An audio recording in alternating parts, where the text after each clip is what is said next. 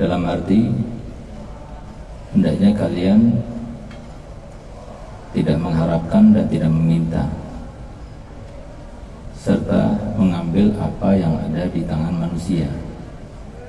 Pasti kalian akan dicintai oleh manusia. Ini adalah suatu hikmah yang disampaikan langsung oleh Nabi kita Muhammad SAW. Hikmah itu adalah kata mutiara yang kata-katanya itu penuh dengan pelajaran, penuh dengan hikmah, dan tidak keluar kecuali dari hati yang bersih. Tetapi kalau keluar daripada Nabi kita Muhammad SAW, maka itu juga dinamakan hadis. Tapi semua yang disampaikan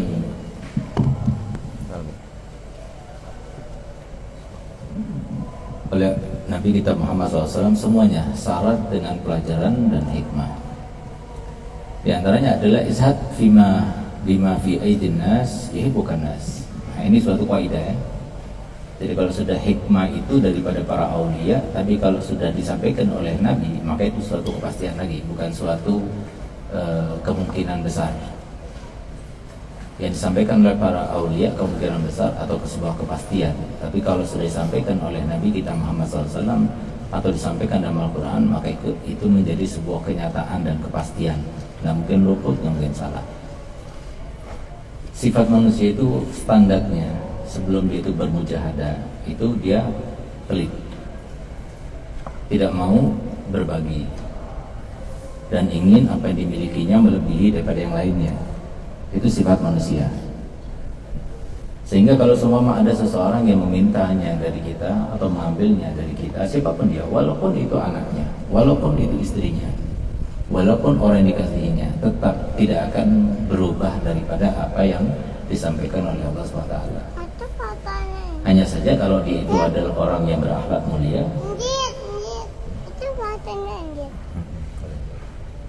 maka dia itu bermujahadah, telah melawan hawa nafsunya supaya dia itu merelakan, karena toh apa yang didapatkannya itu tidak akan sempurna kebahagiaan terkait dengannya kecuali kalau kita berbagi dengan keluarga yang kita cinta.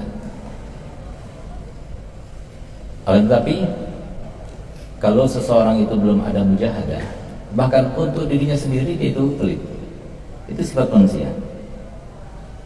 Sehingga orang yang paling bisa menikmati dunia itu adalah mereka yang beriman dan bertakwa. Dan orang yang sedikit iman dan takwanya adalah orang yang paling tidak bisa menikmati dunianya. Itu sudah sebuah kepastian kaidah kehidupan yang disebutkan oleh Allah Ta'ala, kenyataannya dan kepastiannya, walan tajida li sunnatillahi tabdila. Enggak bakal berubah seperti itu. Orang tambah iman, tambah takwa, dia tidak akan pelit. Tambah kurang keimanan dan ketakwaannya, maka itu tambah keimanan, tambah pelit. Tapi ketika dia itu beriman dan bertakwa, maka itu tambah lemah. Tambah derajat keimanannya dan ketakwaannya, tambah kelemahannya, dan itu seterusnya sebelum bermujahadah. Sehingga kita lihat bagaimana Nabi kita Muhammad SAW sebagai manusia yang paling beriman dan bertakwa di antara kita umatnya, tidak ada yang melebihi Nabi. Nabi itu menyimpan untuk besok saja tidak pernah. Bahkan Nabi SAW itu pemberiannya itu, kelomanannya itu melebihi daripada angin yang tertiupkan. Jadi angin tertiup itu kan tanpa batas, bukan terbatas hanya bagi orang-orang tertentu yang berguna baginya misalnya, tidak, tapi angin itu tertiup bagi siapa saja, bagi binatang maupun manusia, manusia yang baik maupun yang tidak baik. Nah, itulah Nabi kita Muhammad SAW, bahkan lebih daripada angin yang tertiup. Itu kelemahan Nabi SAW. Sehingga pernah suatu waktu Nabi kita Muhammad SAW memberikan apa yang menjadi haknya dari sebuah peperangan, itu kambing sepenuh lembah, satu lembah, semuanya diberikan bahaya pada satu orang saja. Sehingga Nabi SAW itu termasuk Nabi yang disifati dengan Nabi yang terkaya, tapi juga satu hari kemudian Nabi yang termiskin. Karena apa yang dia milikinya yang menjadikannya menjadi orang yang kaya itu dalam waktu yang sekejap habis. Sehingga kemudian Al-Akhnas itu dia berkata begini, berimanlah kalian kepada Nabi, fa innahu la yu'ti ata'an la yakhafu bihi faqra. Berimanlah, dan sungguh dia itu adalah seorang Nabi, karena sesungguhnya dia itu memberikan suatu pemberian yang tidak takut dia itu akan kekhawatiran. Nah, jadi orang kenapa beli? Karena dia tidak beriman pada Allah Ta'ala.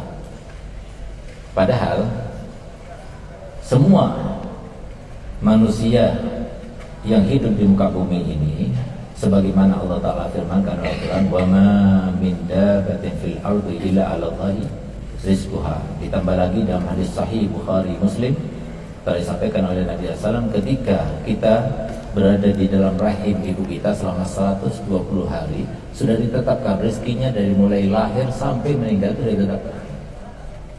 Sehingga kalau dia itu tidak beriman, dia takut. Dia punya uang sekian, kalau dihabiskan nanti kemana? Saya akan dari gimana? Saya dapat lagi atau tidak? Itu orang tidak beriman. Tapi ketika seorang itu beriman dan bertakwa bahwasanya Allah adalah zat yang maha profesional, yang nggak mungkin Allah menciptakan suatu ciptaan tanpa menyiapkan rezekinya, maka tidak ada sedikit pun rasa ketakutan sama sekali. Itulah yang menjadi dasar kenapa orang yang tidak beriman dan tidak bertakwa itu adalah orang-orang yang pelit untuk dirinya, bahkan kepada dirinya. Pelit untuk dirinya artinya dia tidak mau melakukan sesuatu yang menguntungkan baginya, baik di dunia maupun di akhiratnya. Coba lihat dunia dengan segala keindahannya, dunia dengan segala kenikmatannya, itu kan diberikan sesuai dengan ketentuan Allah Subhanahu wa taala. Nggak bakalan ada kemungkinan rezekinya Ustaz itu sampai kepada kalian, atau rezekinya Ustaz itu terbawa secara salah kepada kalian. Enggak. Untuk Ustaz sampai kepada Ustaz, yang bukan untuk Ustaz tidak akan sampai kepada Ustaz. Jadi jangan khawatir. Jangan sampai kita itu kemudian merasa bahwasanya rezeki kita itu ada di orang lain. Enggak, rezeki kita itu dari Allah. Melalui orang lain ya mungkin, tapi Allah Ta'ala bisa memberikan rezeki langsung daripada Allah Ta'ala kepada kita, itu bisa. Tapi umumnya melalui orang lain, karena Allah Ta'ala telah menyatakan wa ja'alna likulli syai'in sababa, jadi harus ada sebabnya. Tapi kalau Allah ingin memberikan rezeki tanpa sebab, ada, bisa. Allah Ta'ala juga mampu. Nah, sehingga ada di antara orang-orang yang tidak mengerti dengan fungsi harta benda, dia tidak menggunakannya. Jadi harta benda ini yang kita cari sehingga kita itu mau berkorban, bekerja dari pagi sampai sore, mau berkorban, kemudian kita bertani pagi siang sampai kena panas matahari, hitam, kelaparan dan lain sebagainya, hanya untuk mendapatkan hasil panen yang terbaik dan sebagainya. Itu fungsinya apa sih gitu? Jadi fungsinya harta benda kita cari itu untuk kenikmatan kita, untuk kesenangan kita, untuk kebaikan kita, untuk kemaslahatan kita, baik dunia kita maupun akhirat kita. Itu fungsinya. Dunia itu Allah berikan untuk kesenangan kita, kebahagiaan kita, kebaikan kita di dunia sampai di akhirat. Kemudian untuk supaya menjadi modal untuk kepentingan kita bagi akhirat kita. Jadi dunia untuk kebaikan kita, maslahat kita, kepentingan kita. Akhirat untuk kebaikan kita nanti di akhirat. Nggak ada lainnya, nggak ada.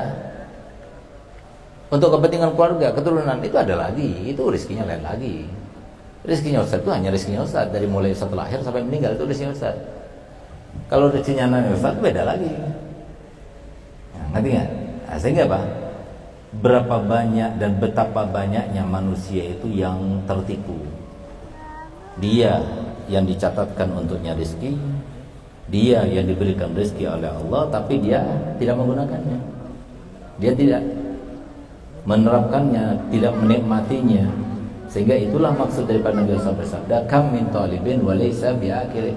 Berapa banyak orang yang mencari harta tapi dia tidak ikut makan, dia tidak ikut menikmati. Harusnya dia itu bisa beli baju yang bagus, bisa beli makanan yang enak, bisa membeli tempat yang menyamankan, tapi dia tidak mau. Untuk apa? Disimpan, investasi. Untuk apa? Untuk masa depan anak-anaknya. Kesian deh, enggak gitu. Nah, ini yang saya katakan, pelit untuk dirinya atau atas dirinya. Jadi untuk dirinya sendiri dia pelit. Sampean dia itu pakai HP jadul, HP rusak masih dipertahankan, sampai HP-nya itu dari saking rusaknya sampai diikat pakai karet. Masih digunakan, padahal dia punya orang uang. Kalau nggak punya uang nggak jadi masalah, mending seperti kalian. Ustaz masih ingat. Jadi dulu Ustaz pernah, ya, nggak punya uang itu sedikit sekali, sehingga untuk memperbaiki kacamata itu Ustaz nggak punya. Padahal memperbaiki kacamata paling 5.000, 10.000, Ustaz nggak punya. Sehingga Pak Ustaz ikat dengan benang. Jadi supaya nggak lepas, supaya tetap nempel itu, Ustaz ikat dengan benang. Saya masih ingat itu. Dan sampai sekarang Ustaz simpan itu, karena itu sejarah kenangan yang indah bagi Ustaz. Jadi untuk beli ini saja Ustaz nggak mampu. Waktu ya Alawi masih kecil atau dalam kehamilan, itu untuk membeli anggur hijau saja, karena ibunya itu pengen membeli atau makan anggur hijau, saya nggak mampu. Sampai ketika punya anak Umar, anak ketiga, baru itu lumayan, punya uang dan sebagainya. Nah, jadi kalau seumpama saya punya uang, kemudian HP itu jadul, kemudian HP itu rusak pun Ustaz ikat dengan karet, tidak jadi masalah. Ini enggak, ini ada uang. Ada lagi satu orang kaya raya, rumahnya bagus, mobilnya mobil Fiat tahun 67 alias mobil Master Bean. Akhirnya saya tanya sama beliau, "Loh Mi, mobil anak-anak tuh Mercy, BMW, kok mobil tuh kok ya kayak begini?" Apa jawaban dia? Iya, kalau seumpama terbetul-betul kan gak terlalu pikiran, katanya. Masya Allah.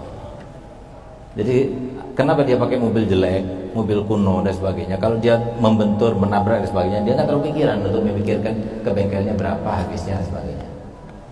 Nah ini orang yang tidak menikmati, rugi semacam ini. Jangan kita mempunyai filsafat hidup seperti itu, jangan. Yang berhak menikmati harta kita siapa? Kita. Anak-anak nebeng dia, istri nebeng. Mereka ikut bersama kita, ikut bahagia kita. Makan kita apa, mereka ikut. Jangan sampai kemudian kita itu ikut makan mereka, atau kita simpan untuk mereka. Ya percuma kita hidup di dunia. Karena Allah Ta'ala telah firman dalam Al-Quran, fa'amma binikmati rabbika hadis, gunakan.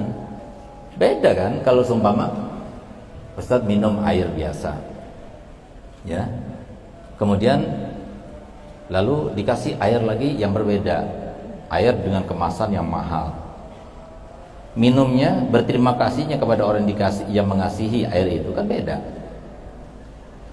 Beda kan kalau seumpama Ustaz datang dikasih kopi hitam, atau kopi campur susu, atau kopi yang dijual di kafe, kopi apa itu, Vietnam tuh, kan beda. Waktu minum kopi yang hitam itu, ya mungkin kita baca alhamdulillah, tapi alhamdulillah biasa aja. Tapi kalau kopi susu, alhamdulillah. Kalau kopi Vietnam, alhamdulillah, banyak. Sehingga apa? Itulah manusia, sifat manusia lazim, biasa. Sehingga disinilah maka kita harus tahu, kalau kita punya rezeki, uang kita nggak memaksakan diri, nggak berhutang, nggak terkait dengan haknya orang lain, kita nikmati maksimal. Karena apa? Belum tentu besok kita menikmatinya, belum tentu minggu depan kita bisa menikmatinya. Yang bisa kita nikmati sekarang, maksimalkan. Itu artinya fa'amma bi ni'mati rabbika fahaddits. Untuk apa? Supaya kita memaksimalkan juga syukur kita kepada Allah Subhanahu wa taala. Karena Allah Ta'ala memberikan itu untuk apa? Untuk disyukuri, bukan untuk disimpan. Kalau kita simpan, bersyukur. Kapan kita bersyukur? Ketika kita menikmatinya, atau ketika kita menyimpannya? Apakah kita ketika uang itu banyak di rekening, apa kita bersyukur? Pertama kali kita bersyukur, karena rekening kita alhamdulillah bertambah. Tapi kita tidak menikmatinya. Kapan kita bersyukur? Ketika kita menikmatinya, setiap masuk mobil enak, alhamdulillah, syukur pada Allah Ta'ala. Setiap kita makan, kita menikmatinya, alhamdulillah, syukur pada Allah Ta'ala, ingat pada Allah Ta'ala, ingat pada Allah Ta'ala. Itu kan maksud tujuan hidup kita. Nah, jadi pola pikir kita itu harus seperti itu. Jangan kita itu melihat kepada zamannya Nabi misalnya. Nabi kehidupannya seperti itu karena memang zaman sahabat pada waktu itu memang seperti itu. Jadi bukan seperti sekarang ini, apalagi di akhir zaman seperti ini. Zaman yang sudah berubah pola pikir manusia. Sehingga kalau sekarang ini sesuai dengan firman Allah Ta'ala, ya'lamuna dhahiran minal hayatid dunya wa hum 'anil akhirati hum ghafilun. Yang mereka lihat itu adalah materi sekarang ini. Sehingga kalau semua kita itu nggak punya materi, maka itu tidak dipandang oleh mereka. Ketika kita mau punya materi dan kita tampakkan materi kita, maka nanti mereka akan memandang kita bahwasanya kita adalah orang yang sukses, orang yang berhasil. Sehingga anak-anak sekarang ini mau jadi apa? Saya mau jadi seperti Ustadz itu. Kenapa? Mobilnya banyak, mobilnya bagus, rumahnya bagus, rumahnya megah. Nah, kan jadi suatu dorongan untuk seseorang anak itu menjadi orang seperti dia. Mending daripada seseorang yang bukan alim. Nah itulah makanya di akhir zaman itu para ulama oleh Nabi SAW disampaikan akan diberikan kekayaan karena tidak layak pada saat itu. Tuntutan zaman itu seperti itu. Kalau orang alim nggak kaya, maka dikatakan itu orang alim yang nggak berhasil. Ini zaman sekarang ini. Nah, sehingga Pak, fungsi daripada harta benda itu untuk kita gunakan demi kebaikan kita di dunia dan kebaikan kita di akhirat. Kalau urusan anak kita, istri kita, itu ada rezekinya sendiri, bukan urusan kita. Urusan kita sendiri. Itu yang benar, seperti yang diajarkan oleh Nabi kita Muhammad SAW.